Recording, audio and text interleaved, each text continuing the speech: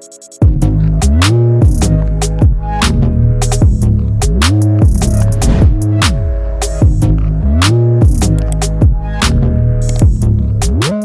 tout le monde, c'est Seynabou. Dans cette vidéo, je vais te parler des traumatismes, de comment ils se créent et comment tu peux travailler dessus. Tout le monde sans exception a eu des traumatismes dans sa vie et est encore affecté par ces traumatismes. On pense quand on parle d'un traumatisme que c'est quelque chose d'horrible qui nous est arrivé, par exemple un accident, et on en est encore traumatisé, mais c'est plus que ça. Le traumatisme, il peut être déclenché par plein de choses, il est mental, émotionnel et physique. Et c'est différent pour chaque personne. Pour une même expérience ou pour une même situation, une personne va en garder un traumatisme et pour une autre personne, ça va laisser aucune trace. C'est pour ça que c'est assez dur de savoir ce qui nous a traumatisé. Le truc, c'est que dans la petite enfance et l'enfance, notre cerveau, il est pas développé comme à l'âge adulte et du coup, on ressent les choses différemment.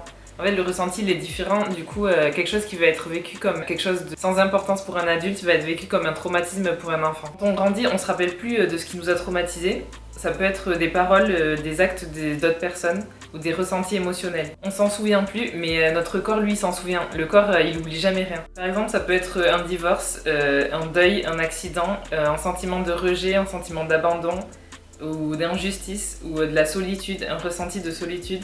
Ou des disputes, ou des paroles blessantes. Il y a tellement de choses qui peuvent déclencher un traumatisme, même des choses où on se dit non mais ça c'est rien du tout. En fait, c'est le ressenti de la situation qui va faire la différence. On a pu être traumatisé par des choses qui font qu'à l'âge adulte, on va réagir d'une certaine manière. On peut développer des addictions, de l'autodestruction et répéter sous forme de cycle certains comportements. En gros, c'est un ressenti qu'on aura vécu dans le passé qui va nous suivre jusqu'à l'âge adulte et nous gâcher la vie. Ça nous fait développer des croyances limitantes qui nous empêchent d'avancer dans la vie. Si t'es intéressé par ce sujet qui est hyper important, surtout si tu veux devenir ta meilleure version, si tu t'occupes pas de tes traumatismes, tu pourras pas avancer. Il y a un livre qui est vraiment trop intéressant et qui s'appelle Réveiller le tigre, guérir le traumatisme. Et je te conseille vraiment de le lire. Dans ce livre, il parle de comment les animaux ils gèrent leur traumatisme. En fait, les animaux ils sont pas traumatisés parce qu'ils gèrent directement leur traumatisme après qu'il se soit produit. Dans cette vidéo, on voit un ours qui se fait endormir par des hommes. Pour l'ours, ça a été une expérience traumatisante. Et une fois réveillé, on le voit trembler. En fait, il a eu trop d'énergie dans le corps et pour se débarrasser de ce souvenir traumatisant, il tremble. Ça va évacuer le trop plein d'énergie. Ensuite, l'ours prend de grandes respirations et reprend sa vie. C'est pareil pour une antilope par exemple, quand elle se fait attaquer par un lion. Après l'attaque, si elle survit, elle va se mettre à trembler et à sauter dans tous les sens pour évacuer le trop-plein d'énergie et se débarrasser de l'expérience traumatisante. C'est comme ça que les animaux gèrent leur traumatisme. Les animaux, ils ne stockent pas l'énergie dans leur corps, ils la libèrent et reprennent leur vie. Au contraire, nous les humains, quand une situation traumatisante se produit, on va avoir tendance à stocker ce trop-plein d'énergie et à le garder en nous.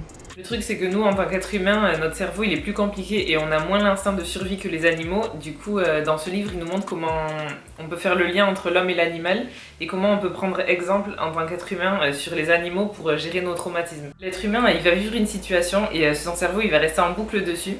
Il va te répéter ça, que ce soit par les pensées ou par les émotions, et si tu travailles pas dessus, ça peut avoir beaucoup de conséquences. L'auteur il explique que quand un traumatisme se produit, ce qui se passe dans le corps c'est une arrivée de trop d'énergie. Pour gérer cette énergie, il y a trop de réactions possibles, ça va être soit la fuite, soit le combat, soit la paralysie. En général, quand dans la situation on peut fuir ou combattre, il y a déjà une partie de l'énergie qui peut être évacuée, et du coup on aura plus de facilité à gérer le traumatisme. Par contre, si on est paralysé dans la situation, en fait, tout ce trop plein d'énergie, il va rester dans le corps, il va être stocké dans le corps. Par exemple, vous êtes enfant et là, vos parents vous engueulent, vous pouvez rien faire, rien dire. Donc là, dans la situation, vous êtes paralysé, vous n'avez pas la possibilité de fuir ni de combattre. Du coup, là, le trop plein d'énergie va se produire et ça peut créer des blocages émotionnels et souvent, ces blocages émotionnels, ils nous suivent jusqu'à l'âge adulte. En tout cas, si c'est pas géré, ces traumatismes-là peuvent créer des maladies physiques et même mentales. Je vais te donner un autre exemple de comment un traumatisme peut se créer. Par exemple, tu te sens rejeté par des amis à l'école où on t'a dit des paroles blessantes. Là, il y aurait un trop plein d'énergie, mais tu as rien fait, tu n'as pas fui, tu n'as pas combattu, du coup, t'es paralysé. Là, le trop plein d'énergie va se stocker dans ton corps et en fait, pour le gérer, tu vas commencer par avoir une addiction à la nourriture. Tu vas développer cette addiction à la nourriture. En fait, tu vas utiliser la nourriture comme un refuge et du coup, même jusqu'à l'âge adulte, à chaque fois que tu vas ressentir ce genre d'émotion, tu vas te réfugier dans la nourriture. Tu vas du coup commander un fast-food ou tu vas manger n'importe quoi. En fait, c'est pour ça qu'il faut gérer ces traumatismes parce que tu vois, dans cet exemple, tu auras du mal à changer cette habitude. En fait, c'est une habitude qui sera trop ancrée en toi et malgré que tu sais que c'est pas bon pour toi, tu pourras pas faire autrement. tu seras toujours poussé à agir d'une certaine manière et ça c'est dû au traumatisme. Il faut savoir qu'il n'y a pas que nos propres traumatismes qu'on subit, il y a aussi tous les traumatismes de l'humanité, que ce soit les guerres, les génocides ou l'esclavage par exemple. Je pense vraiment que pour changer les choses, il faut que chaque personne prenne la responsabilité de guérir de ces traumatismes. Surtout pour aider les futures générations, puisque sinon en fait de génération en génération, on répète toujours les mêmes erreurs, on répète les mêmes comportements, les mêmes atrocités. Pour arrêter ces cercles vicieux, il faut que chacun à son rythme, on s'occupe de ces traumatismes.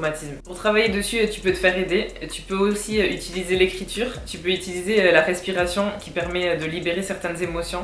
En fait, c'est toute cette énergie qui a été stockée, il faut que tu l'évacues. Dans le livre aussi, il parle d'une méthode qui est de trembler. En fait, c'est comme dans l'exemple que je t'ai montré avec l'ours. En fait, c'est que quand il y a un trop plein d'énergie, pour évacuer, l'animal il va trembler pour se libérer de cette énergie. Avec cette méthode, tu as des exercices qui permettent de trembler. Et c'est le fait de trembler qui va te faire que tu vas pouvoir évacuer certaines énergies qui ont été stockées au moment du traumatisme. Cette méthode aussi, elle aide à gérer le stress et les peurs. C'est la méthode TRI.